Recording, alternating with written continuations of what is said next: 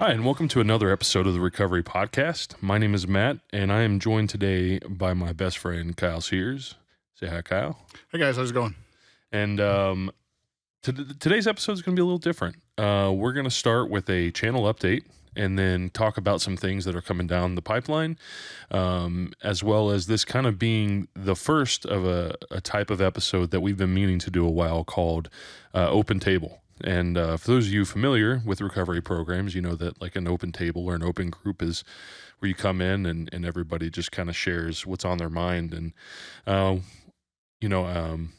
talk more about the details because it's one of many things that we're going to do this summer. So before we do that, let me go ahead and do my housekeeping like I always do by stating that while we definitely encourage anybody who comes on the podcast, including myself, to share from their experiences with whatever fellowship or program they're a part of, nobody is a spokesperson or representative of said recovery program or fellowship.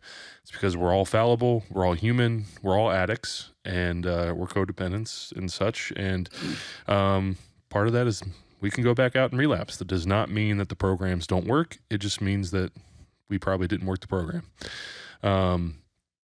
Also, if you would like to support the podcast, engaging on whatever type of engagement your preferred podcast platform has, whether it be liking, subscribing, commenting, sharing, that goes that just really goes a long way. It's massive. I cannot tell you how much, if you don't think that your engagement matters, with every person that engages, comments, likes, shares, I mean, I watch just the analytics just jump. So if you would like to support the podcast, it doesn't cost anything, and it means a lot. So it just helps it get in front of more people, which I believe is kind of our part of it, given what we discuss every week. So with that out of the way, the channel update. We are quickly approaching, probably with this episode, we will hit 500 downloads across all of the streaming platforms. So that's Spotify, Amazon, and Apple. And I actually think we've actually well surpassed that, but that's just some of the analytics stuff is a little finicky. So those are the ones that I can that's the safe number. So that's kind of the basement lowest number. And that's kind of the one that just for pragmatic reasons, we'll just go with that one. But we're quickly approaching it. We're 20 views off. We have already surpassed 500 views on YouTube. And on Facebook, the posts have been seen by 3,800 people, engaged with by 2,300 of those people. And then the YouTube short or the Facebook shorts or the reels or whatever, for the amount of people who have watched the full videos, it's 1,600, which is crazy. That's insane. So that kind of, the only reason I bring up the numbers is just kind of share how things are going. I don't put a lot of weight into them other than it's kind of just, the analytics are a good way of just kind of just checking under the hood a little bit, just to see. It's just the kind of taking an objective look at who is it reaching? What's the age group? What's how do longer videos affect viewership? And just kind of trying to get my finger on the pulse of the podcast and see what to do with it in the future. Needless to say, it's going well. Yeah, I mean, it's gone way. My entire mission statement in my mind before we started was if one person hears it that needs to hear Absolutely. it'll all have been worth it. And I get people come up to me all the time who share their experience, and it's just been wild. Thank you everybody who listens. I know there are people that if I don't release my episode on time, they're like, "Hey, where's my episode?" and I appreciate that. That's encouraging to me. It means a lot to me that people listen that intently. And that's what this is all about. I mean, I even the one episode that I was on before, someone came up to me and they were just like, "Hey, I heard your episode. We've been involved and seen each other and heard each other in rooms and things along that nature. And I never realized I had so much in common with you. And if that's not the one key thing that I love about this podcast, it's giving people the perspective to understand and know that they're not alone. Yeah. The things that they struggle with, or the things they have to hurdle in life right now. and this society that says, hey, everything is okay all the time. Like that's not the reality of it. And it's nice to see, you know, that this podcast kind of shines some light on that, you know, people aren't alone. And that's okay. And even if they're not okay, that's okay. Yes. And well, what's been amazing about it is some of the people, most of the people actually, who have given me the feedback about the podcast are not people in recovery. And, you know, as I'm starting this, I'm kind of thinking like, obviously, my target demographic is going to be people in recovery. 65 and over? Yeah, sure. Yes, because I have such a old soul. But and I know people who are in recovery listen to it.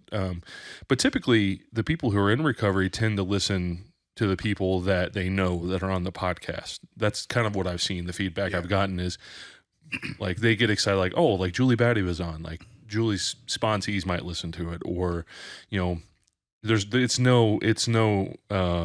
it was no surprise to me that like Carol Holly's episode was one of the most viewed episodes. You know what I'm saying? Like, does anyone know Carol? Right, exactly. Sure. And but the people that I get the feedback from are people who aren't necessarily actively working a recovery program. But what I've realized is that, well, think of that in its sense, is if those are the people that get to, you know, hear this and get kind of a glimpse into what recovery looks like, and the people that, you know, are involved in recovery and that have taken that journey, that they don't have this negative stigmatism towards it. They don't have this negative bias, because people think they can automatically just write that book in their head like, oh, they're struggling with something, or they're struggling with addiction, and they automatically write that that's what that kind of person is. And this culture does a really good job of that on its own.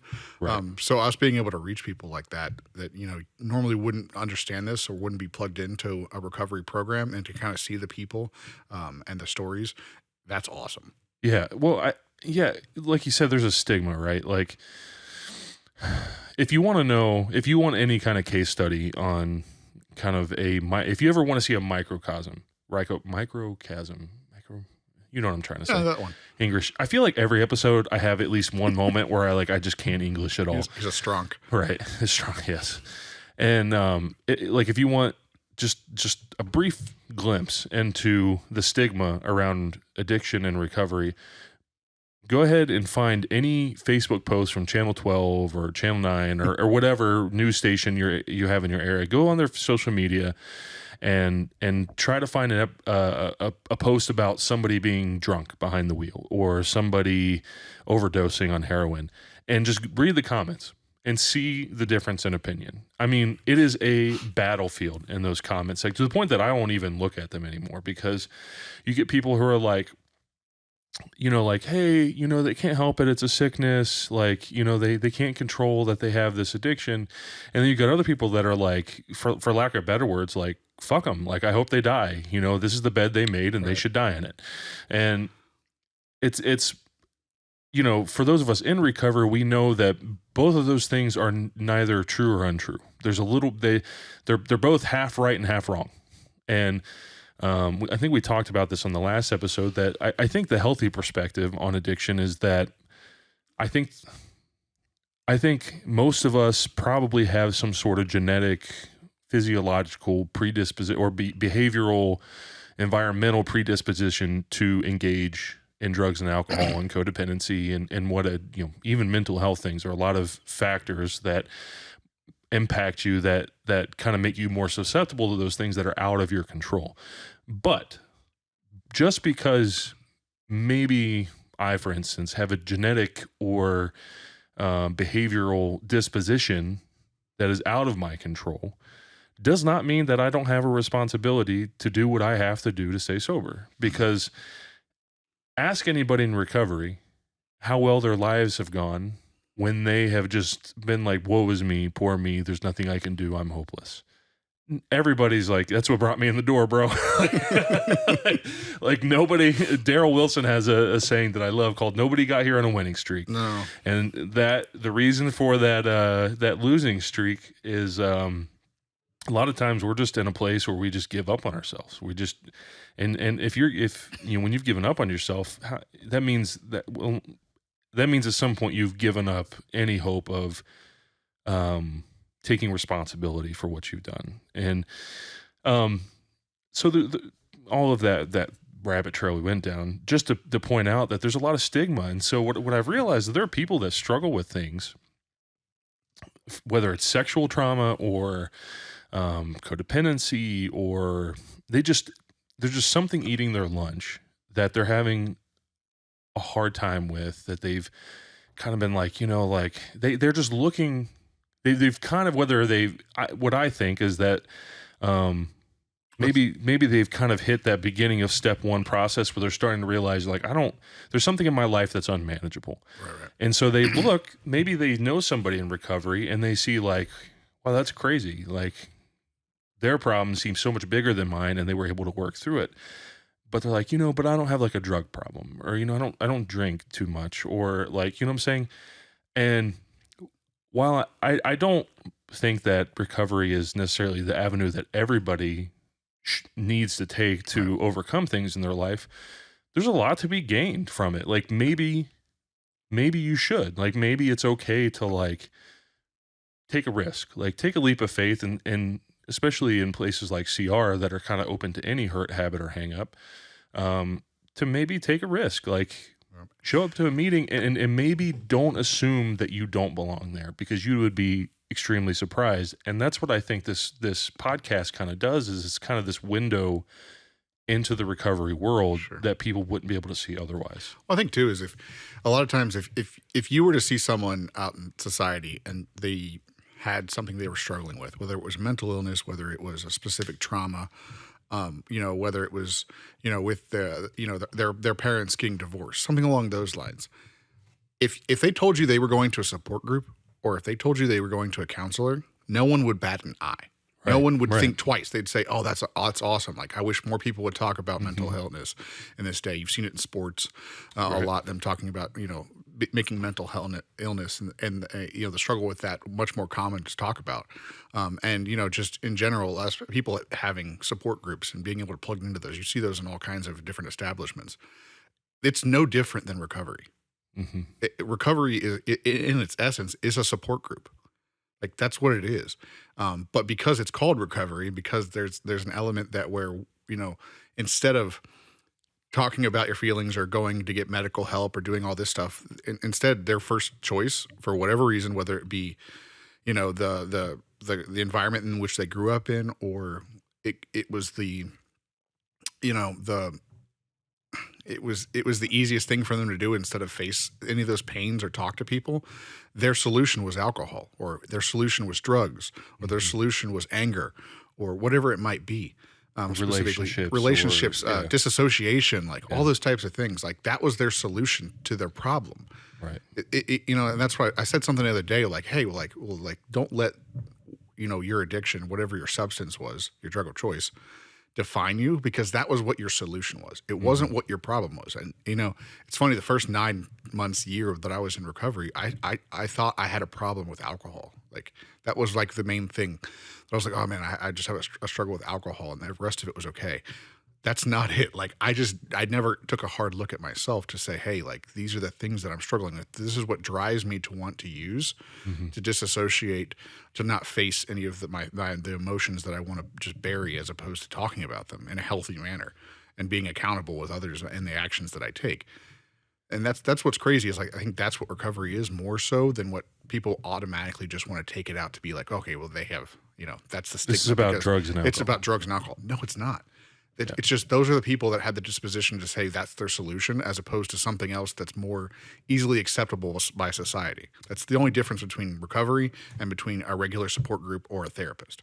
Yeah, I mean, I think that kind of the specialization of a recovery program is that a lot of times our drug or alcohol solution becomes its own problem, right? It becomes the immediate crisis that has to be taken care of. I think I talked about it. I talked about it in the episode Natalie and I did together, where we kind of talked about the struggle that she had once I got sober, of like having like relearning how to live this new norm, and with me being clean.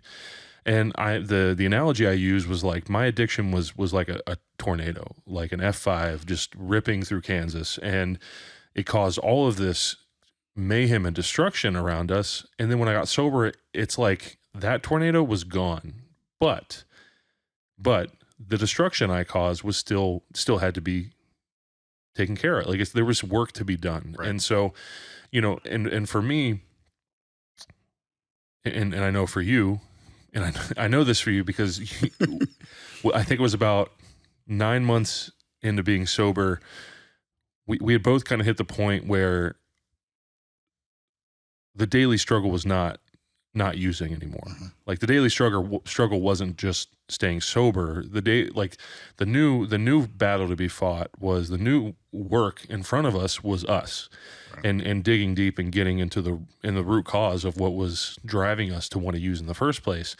And at one point you looked, this is way more than I bargained for. Like this is way more. It was, man. It was hard. I mean, It seriously was. It was because for me, like my biggest thing that I did was disassociate. Right. Alcohol was my one thing to disassociate from taking accountability or to deal with any of emotions or like to work on healthy relationships or whatever it was that I've struggled with since I was a child. Right. Alcohol took all that away from me. And it literally, it adversely took away my emotion towards life. And I was so, filled with depression and so buried in alcohol. Just completely numb that it took 9 months before I started to actually be able to process my emotions again. Well, and that's what I didn't finish. I was pulling around to that. Yeah, but the point but let me just to wrap it up so I don't move on before making this point is what I think that recovery program, what it specializes in is taking people in who struggle, who their drug or alcohol solution has turned into its own crisis. Yeah. And dealing with that, so then you can do all of the things, you can have the community around you and do the steps and work the process of addressing you as a person. Absolutely. Which is what, when you go to a therapist or you go to a counselor or a support group, that's what you go for, is you go to work on you, right? Mm-hmm. And so that's the point. It's the process post sobriety. I don't want to say post sobriety. I want to make sure the wording's funky, but what I'm trying to say is like once you get to a point where you can remove yourself from the day-to-day crisis of using every day or using at all, the recovery program doesn't look that different than in any other support group. Absolutely. With the exception of all of us have the experience and the understanding that we could go back at any point and it's going to be worse if we do. And so, like recovery is geared obviously towards substance abuse and things like that. But what makes CR, and I'm I know we talk about CR all the time. So if you're a part of a different fellowship, it's not like I'm trying to be brand loyal. It's just my experience. But I don't see a lot of fellowships out there that are who not only are accepting of other hurts, habits, and hangups and a general rule, but there's an emphasis on it of we don't care what you're dealing with. There's a place for you here. And so that's what I think makes CR particularly potent as a recovery program is that it doesn't matter what you're dealing with, there's a place for you. And that's what I hope this podcast has conveyed. Like when I set out to start this, the point was like, I made it a point to not tie myself to any one fellowship. One, because I didn't want to be under the rules and regulation of any one recovery program. And I didn't want to, because every recovery program I know that's worth its weight has some form of that anonymity rule that we've talked about. And the whole, that's why I start every episode, right, with, nobody is a representative or spokesperson of their said recovery program. But, that said, I there's a reason other than just my immediate experience with CR, the reason why I'm such a big advocate of, I want to be careful here because I don't want to be a spokesperson, but I'm just sharing my experience. Like basically all I want to do is open up a window into what works. And absolutely. I'm trying to track people down from other recovery programs and have them come in, and I will. It just takes time and networking, and this is going to lead me into some of the other things we're going to do with the podcast. But I think CR is particularly unique in that, and I think there's something really special about it, and I think that's what makes it other than the fact that it's Christ-centered, like obviously that's the big one, but I think it's what makes it such a good fit within the church, and the reason why it's married to the hosting church. That's the way at least that's my understanding of how it should be. And again, I feel I got like a little bit of like there's a little bit of like a red light going on in my mind, like danger, like you don't want to get too in the weeds with this because you are not a CR podcast. But yeah, I mean, but we've had the conversation before I've had the conversation with leadership at our church that to me, the steps process doesn't look that different to me than the discipleship process. Oh no, it's not. It's not that much different. Yeah, it is. The language and the focus is tailored towards recovery, but when I look at somebody who has never worked a recovery program and, but I know has experienced change in their relationship with Christ, like real change. It looks exactly the same to me as the change that I see in people when they work the steps, like a fundamental healing process and a fundamental healing, surrender, accountability. Yeah, like the intentional surrender looks exactly the same to me, and that's what like kind of going back to this main point of being that Kyle and I are sitting here, and everybody that's been on it, we completely understand the stigma that surrounds recovery. But if this is the most immediate option for you to work on something that you're struggling with, give it a try. See what happens. Like, what are you risking? Yeah. Are you worried what people think about you? Yeah. And people I can promise you that I can promise you that whatever you bring into the group, everybody in it has seen worse. What's funny is like we see that all the time. A lot of times, if you were in society and someone shared like, oh, like I'm an alcoholic or I'm a drug addict or this is what these are the things that I struggled with. People are like, oh my gosh, hide your kids, hide your wife, right? Run. And everyone else around here is like, oh yeah, me too. Like I struggles too. Like I have struggles too. It's it's no different. And like it's this certain level of like all the pain and hurt and past that we can like pile up and how we can judge someone else quite quickly. We've come from that. Mm-hmm. And when someone comes new that's never been before and they're like, oh, like these are all the things we're struggling with. I'm like, oh yeah, I get you. And they're like, what? Like, this buildup of all these things and all these past hurts and, like, what are people going to think of me? And like, they're holding that stigma that culture has automatically, society has already labeled them as something and how they're unredeemable in any way.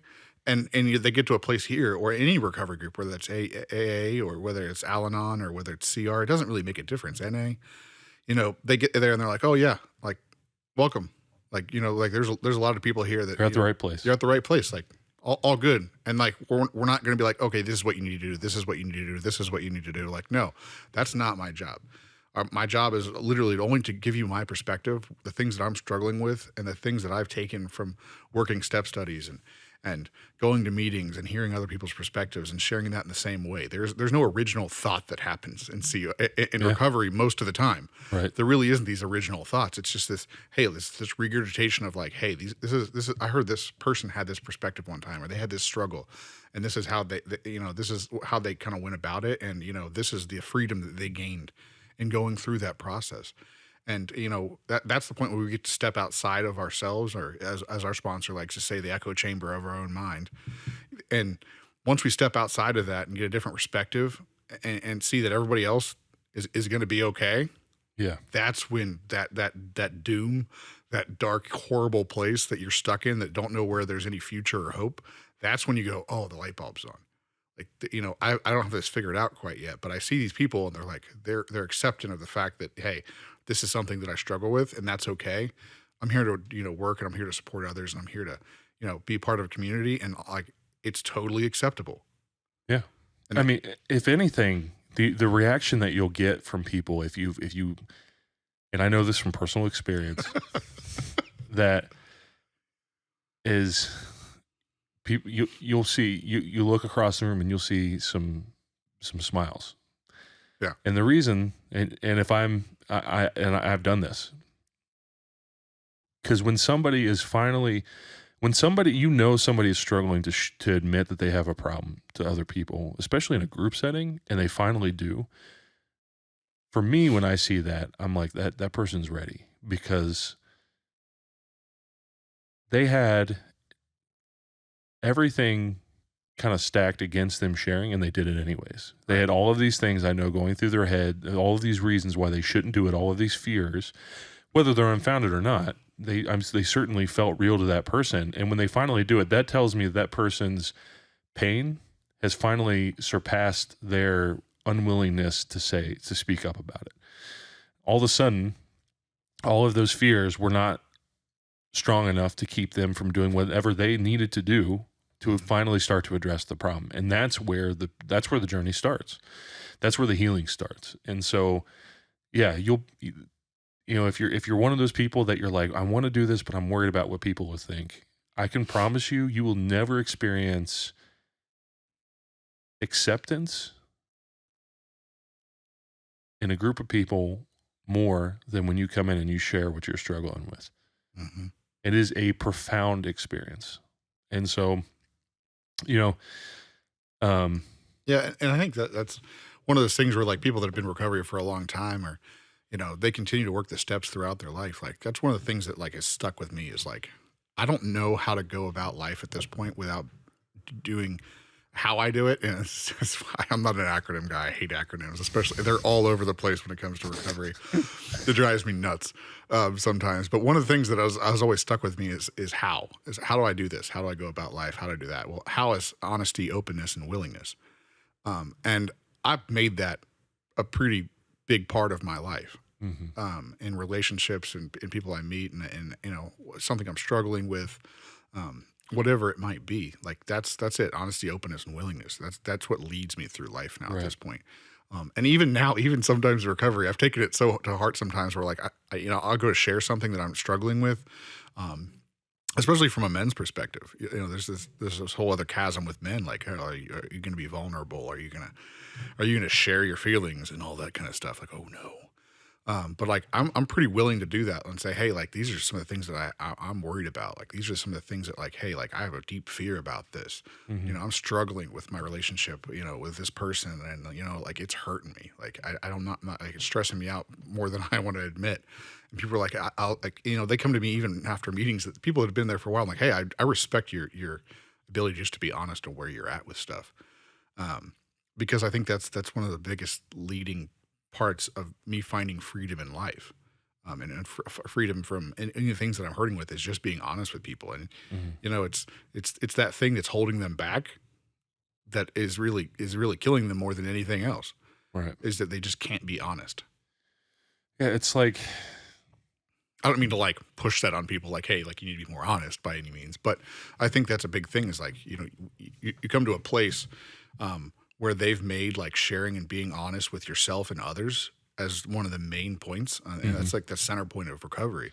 It's the only reason I stay sober. Right. Yeah. And for instance, I try not to dwell too much on DOCs, drugs of choice, but mine was Kratom, and at least the last one was. And I remember I had this like great week at work, and I'm like, I stop and get food for the family at this Chinese place that Kyle and I both go to near where we live. And I'm walking out and I realized that I parked right in front of this head shop. And like, there are all these like neon lights, like blinking with, like cigars, tobacco, e-cigarettes, yeah. And then like, I look and there's the biggest sign out of the bunch was this Kratom sign that was like blinking like Kratom. And I'm just like, I looked at it and I had this fleeting thought and these used to freak me out, but I realized that they're involuntary. Like until the day I die, I will probably have these kind of involuntary thoughts of just like, we should celebrate. And like I chuckled to myself and I'm like, yeah, like let's celebrate my great new opportunity that I'm experiencing in my life by ruining it with drugs. Like, let's do that. That'd be a great idea. And so like I laugh, I pick up the phone and I call. The first thing I do is call Kyle. As soon as I do, and I'm just like, man, like I just saw the sign and I had this fleeting thought, and I'm just calling you to let you know I had it, and it's not like a crisis, but it's not. But And I'm laughing at this point because Yeah. I'm like, I was like, hey, a bright glowing sign, LED sign that's flashing in front of your face. That's Right. subtle. well, you said like I was wondering like. He's like, I've seen that 1,000 times, and I was like wondering if that ever bothered you. And I'm like, dude, I swear I've been to this Chinese restaurant more than I should have been, but like I'm like, but I never noticed it until today. Like, just never, like, whatever, God gave me like blinders, and I just walked past it until today, and we just laughed about it. But it's to the point now where like I call even when it's not a crisis, because I know that the moment that I think that it's not important for me to be honest and open, the first two letters of that acronym, is the day that I start to be in trouble, because my addiction had me as long as I kept it in the dark. As long as I wanted to keep it a secret, we another ism that we have in CR that Kyle loves is you're sick as your secrets. Yeah. And it's amazing how that has no power as soon as I pick up the phone and I call somebody. And that's my big thing with anybody that's new in recovery or who is struggling and they just can't figure, like, they're just struggling to figure it out. Like, they're just like, man, like, they're still kind of white knuckling it, trying to do it on their own. Like, I want to, I want to keep this contained in me and just reach out every once in a while. I'm like, no, like, you can't. Like, that phone might feel like, and there are some dudes that like, they really have a hard time with picking up that phone. And like, especially when they feel tempted, it's like, there's something about like, as soon as they get that involuntary thought, it just makes them pack it in and like cut off all communication with anybody. And and with a lot of those guys, we're just in groups or, like, and this is never in like an open group setting, because that's not, I don't want to we are like telling everybody, like, you should go to a group and like everybody's going to tell you what to do. That's not, there's actually rules, especially in CR, about not telling other people what to do. In this instance, like, I think that the phone call that he had to me, hey, like, this came up, and I was like, oh, I've wondered that. And then the conversation took a completely different turn in that regard. Like, it wasn't like, hey, I told him, hey, don't go back to that Chinese place ever again. Chinese food's great for you, but don't do that. But like it wasn't one of those things where I was like, oh yeah, like that sucks, man. Like, are you doing all right though? Like, nothing's driving you to want to do that. Okay, no, okay, cool. Then that's just a temptation that you're gonna have in the world that we live in. Right. And then we probably ended up talking about video games or football or something random. And that's one of those things. It's not one of those things where like I'm gonna give him advice. Like that's not it. It's that he took the time to say, hey, I was tempted. That's okay. Like, I'm all right. Like, I didn't do anything stupid, but I just like, I want to cast that out of my mind right now. Right. And that's the big thing about accountability too, is like, I'm not giving him the enhancer. Like, there's no magic involved in it. Like, I'm going to have these words of wisdom, like, Yeah. I mean, and that's what, like, I've tried to, like, like when I try to talk to some of these guys that are struggling is I'm like, man, I know that phone feels like 1,000,000 pounds. Right. I'm telling you, the first time that you do it, it's going to be such an empowering experience for you that you're never going to want to not pick up the phone ever again. Because I was one of those people. I would just, like, when I struggled, I mean, my natural disposition when I'm struggling is to just pack it in. And I mean, it's to the point now where, like, it's not like I broadcast it to the whole, well, I have a podcast, so I guess I kind of am. But in my personal day-to-day life, might rethink that one. Like, I've got Mitch, my sponsor, who's been on this podcast. I got you.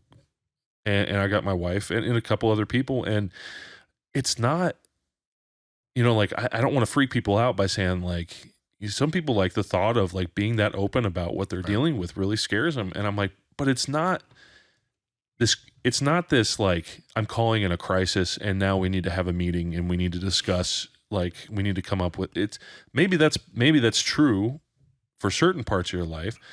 But, like, especially Kyle and I have this understanding that, like, we just understand that, like, he calls me, I call him. And, like, a lot of times when I call or he calls and says, like, I just had this thought, it's nobody freaks out. Like, it's not like, oh man, like, I'm on my way, unless he's like needs me to be there. Like, it's just like, I get it. Like, cool. Thanks for checking in.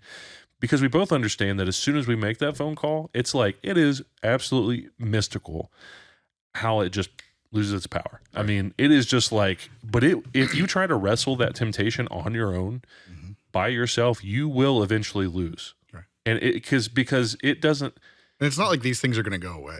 Right. It's like, it's just by pure it gets attrition. Better maybe over time, but you're still going to have those moments. The other day I was standing in the kitchen with my wife, and my kids love fruit. And so I'm cutting up a lime. And I'm like, I've had enough Coronas in my life that I've cut up a fair bit of limes in the past. So I'm cutting up a lime, and I'm like, it hits me just to smell of lime and just cutting. And it was like, oh man, like just the taste of beer. And a second was like hit my mouth all basically. And I was like, oh no. And like I stopped, and I must have had some facial expression, because my wife looked over at me and she's like, you okay? And I was like, first thing that popped into my head, I was cutting this lime, is it just took me right back to drinking with Coronas. And she's like, oh, are you okay? Do you want me to take over? I'm like, no, I'm okay. Like, yeah, it's just, but it's good that I could share that with you right now, because if not, then it was probably something that I would have thought about until I told someone. And that's what it is. It's not like, yeah. I mean, honestly, it's a completely selfish thing on my part that, it's not laziness, but it's the fact that, like, I don't want to fight it. Right. I don't want to fight it.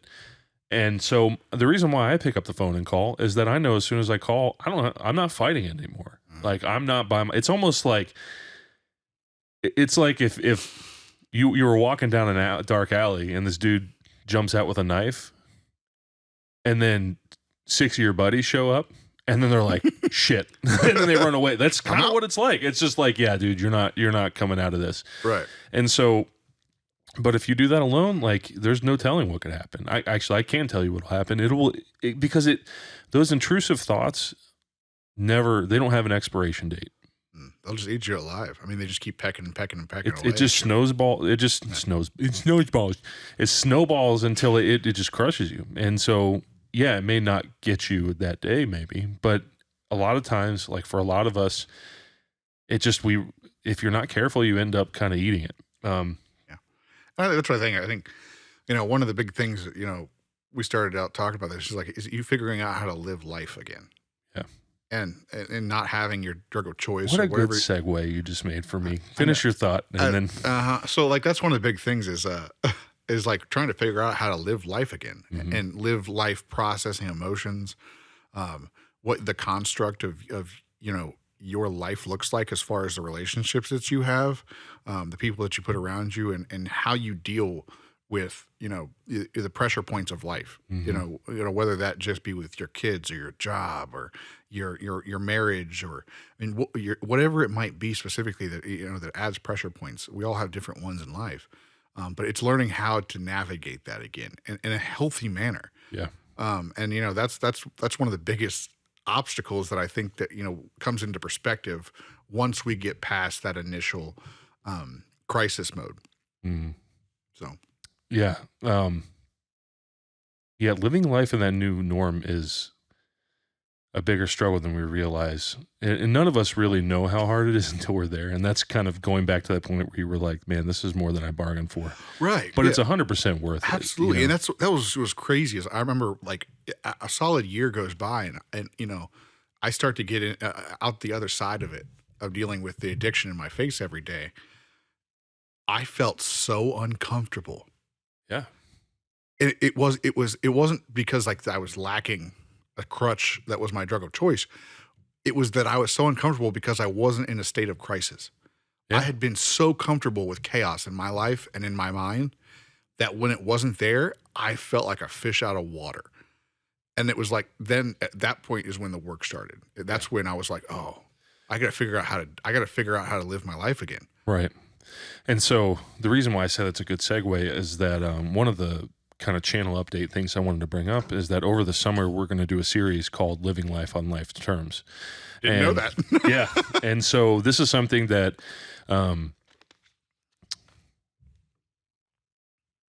just to talk a little bit about the series, it's still coming together, but I do have a couple guests lined out for it. And we're going to kind of talk about what life looks like, not just in recovery terms, but practical things like finances, relationships,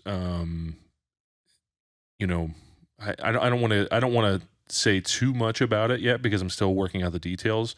But for a lot of us, not everybody, but for a lot of us, we lived life in such immense chaos that we were like a lot of the normal, healthy adult responsibilities and processes and that we should have been kind of working on and working towards and getting better at. We kind of put all those on hold when we were using. And um, so kind of this living life on life's terms thing is series is going to be just kind of talking about that. And some of them will be, we're going to circle back to like mental health again. We're going to circle back to the importance of taking care of yourself physically, the importance of finances, and a couple other things that will be kind of announced as they kind of solidify. But yeah, I realize that I think it's important. You know, a lot of this podcast has been, we've kind of stumbled across upon these issues that we're either actively struggling with. In the case of like my wife and I's podcast, we had no intention of talking about the things that we had talked about. I just wanted to get her story, and then I realized like I know there's got Part of your story. well, yeah, and Yeah. well, I realized that we both realized that this is important to talk about. Like, no, there's got to be somebody else out there who felt the way that she felt after I got sober, where she struggled with it, like Absolutely. where she had a hard time of she had through her program learned how to live in this crisis with me, and now all of a sudden that crisis is over. Now what does she do? Right. And you know, like those things are important. And It's funny when I were listening back to that episode, I had shades of the same thing. It was like, you know, there came to a point where I was like, my wife was like, "I'm okay to not be okay right now." Like, I never had that opportunity when you were using, right, and I was like, "Oh, well, we got to figure out how to work that one." right, But that's like one of those steps of living how to like learning how to live again. hmm It's not just affecting you. right. And so that's a series that we're going to start this summer. So keep an eye out for that. The other, to kind of just stay on the topic of the channel updates, part of, you know, like what this episode is, this open table concept is that there's a couple reasons why I wanted to do it. And I know that the main driver of this channel is for people to share their recovery stories. But it's really hard to do that week in and week out. One, because just scheduling, especially in the summer, like, I mean, my own schedule is insane. Your schedule is insane. We got kids in sports and full-time jobs and, you know, recovery and church, and it's just family. And so like, it's hard to schedule out these, like, a guest to come in and share their story week in and week out. And so I kind of saw that, like, well, that's always going to be something on this podcast that will Absolutely. never change. That I think it's maybe time to diversify Yeah. the episodes a little bit. Yeah, and I think there's value in seeing the impromptu, raw, you Mhm. know, representation of where we're at with our recovery and, you know, what we're struggling with or what life looks like for us right now. Right. Because there's different stages and there's ups and downs, and I think capturing that is definitely part of that open table kind of discussion. Right. So open table is just going to be kind of what Kyle and I are doing now, like sitting across from a table or sitting at a table across from each other, kind of just talking about recovery, and as opposed to kind of focusing in on somebody's story or focusing on one particular topic or doing a series. You know, this is just kind of talking like we would, like, kind of honestly how we talk about recovery anyways. Pretty much every day. Yeah. So this open table concept is going to be something that we're going to continue to do, and it's something I want Mitch to be a part of. The And three of whoever. us together should be an interesting Yes. episode. So now you can see with that sponsorship. So for those of you who don't know, Mitch is both Kyle and I's sponsor. And so, I mean, it's come to the point now where a lot of times we meet, like when we do like a sponsor meeting, a lot of times Kyle and I will meet with Mitch together and we'll just kind of 2-for-1 it.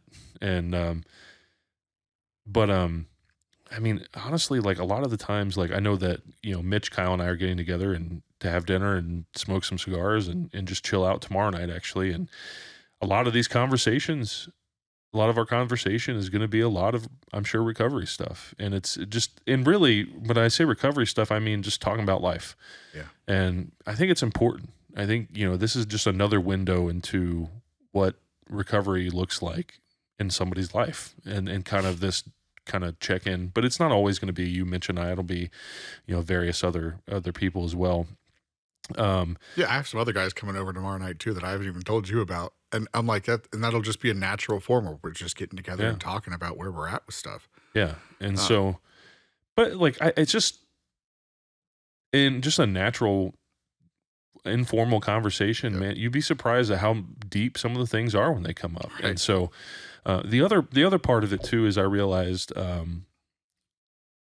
that with the podcast, a lot of the story episodes tend to be pretty long. I mean, they're on average, I think we're at least an hour and a half, hour 45.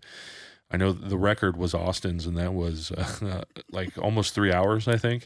And so for a lot of people, that's just tough. They're just like, I don't have time to listen to a 2-hour episode. And so I wanted to do something with this one kind of, probably this one, but I wanted to keep it even shorter, maybe like 45 minutes max. We're kind of past that point now, but We can talk to each other forever. So right. And so just kind of keeping the table open, or just kind of keeping the opportunities for people to listen open. Like, hey, like maybe if you weren't that interested in listening to an hour and a half podcast, here's a shorter one. What in the world is that? that's a motorized bike. Okay.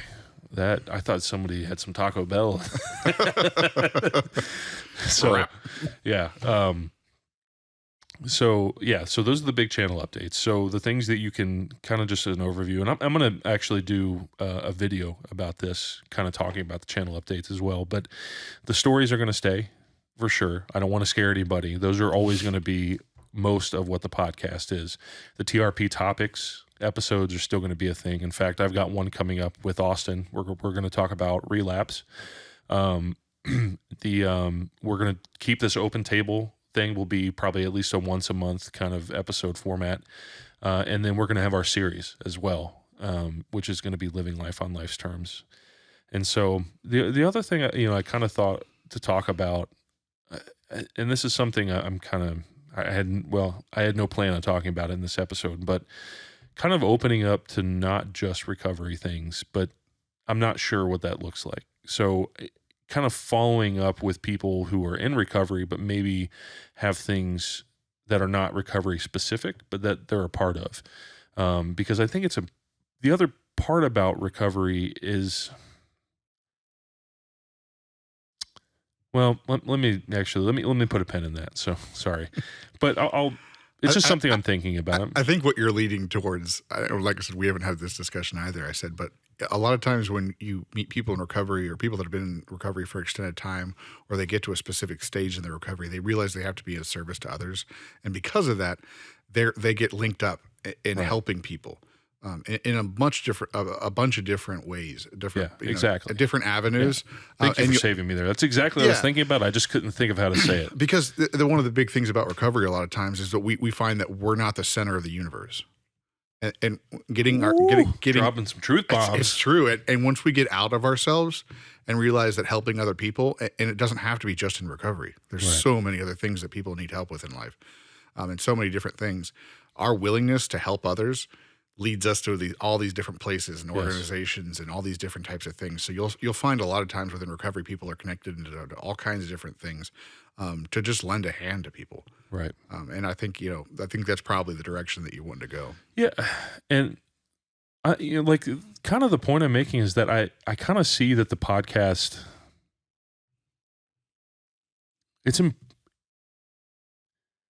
I think part of this is just reflective in my own life, is that recovery was 100% my entire world for a long time, and it's still the foundation for my life.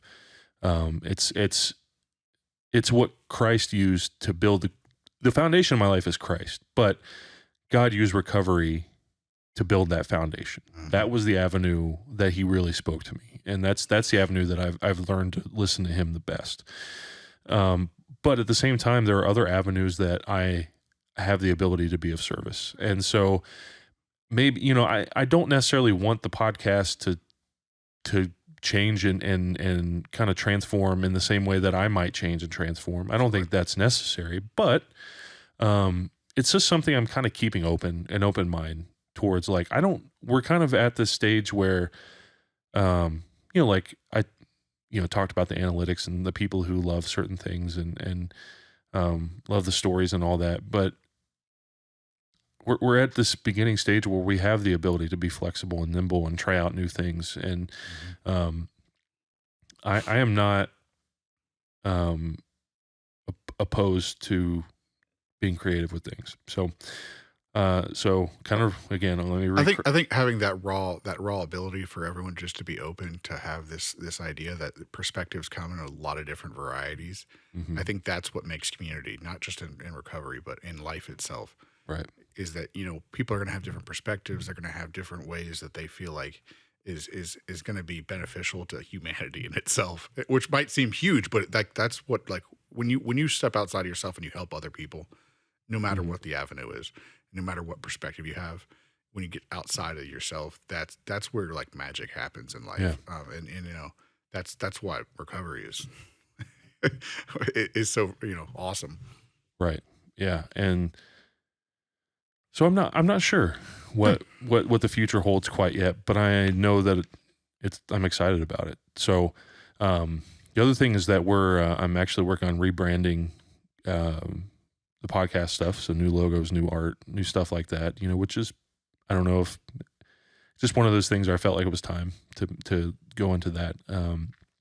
And kind of the last thing I wanted to talk about, to kind of, because it's going to be, could be a very heavy episode for some people, but maybe something that somebody might want to check out, is that we are actually in our local recovery in Cincinnati, and I know the reach was even beyond that, but there was somebody that had a huge impact on the recovery kind of the recovery community in general in Cincinnati, and that was Charlie Hartman, and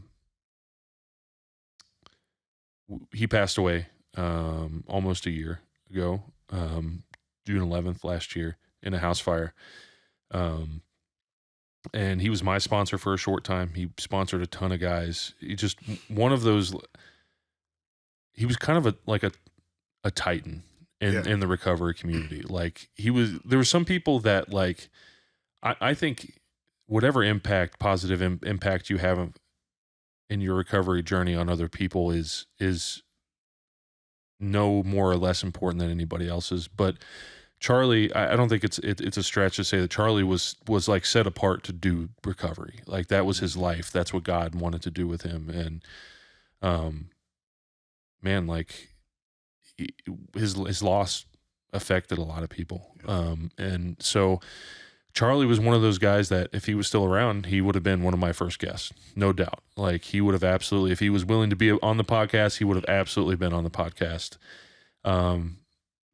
And so there was kind of this thought, like, I kind of, well, even though Charlie's gone, his impact, he left his mark. So I wanted to do an episode in memoriam for Charlie. And so I've actually already recorded that episode. And so that will, I'll release that.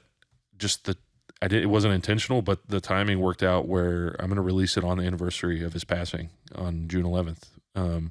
Which just so happens to be a Sunday, which is our normal release date for the episodes. It was almost meant to be. Right. And so Daryl Wilson is a part of that. Austin Funk was a part of that.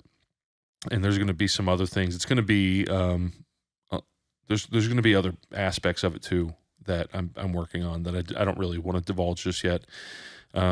So if you want to share that with anybody, just know that it'll be released. Julie McGuire is, we were actually supposed to record her episode Thursday, but she had some family things she had to take care of that was way more important than being on a phone call with me, for sure. And so she'll be on as well soon. But I'm incredibly excited about the future of TRP, and thank you everybody who has listened and showed their support. Like, I can't tell you how much it's meant to me. And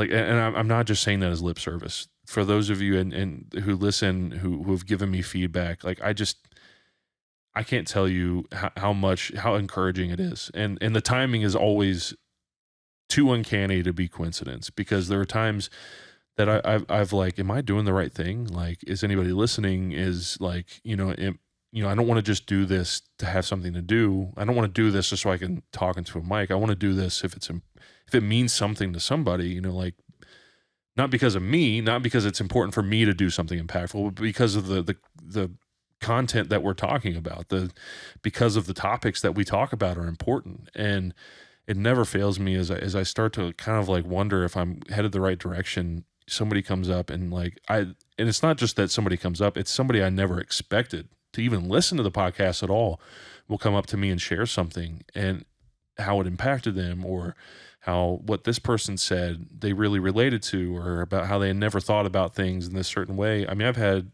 a lot of conversations with people that I just can't tell you how much that it impacted me. This podcast isn't just something that I pour into. It's something that's poured back into me. And I think Kyle would agree that that's just the way recovery works in general. It is you got to, whatever you were freely given, you better freely give it away. It wasn't yours to keep to begin with, because you didn't earn it. No. And so what we found is that when you give it away, whatever, that's just making room for what the next thing that God wants to give you. And it's always better than what you imagine. It's better than what you could ask for. So that's why I'm excited about the future. So thank you guys for listening. Thank you, Kyle, for being a part of this. Always. I really appreciate it.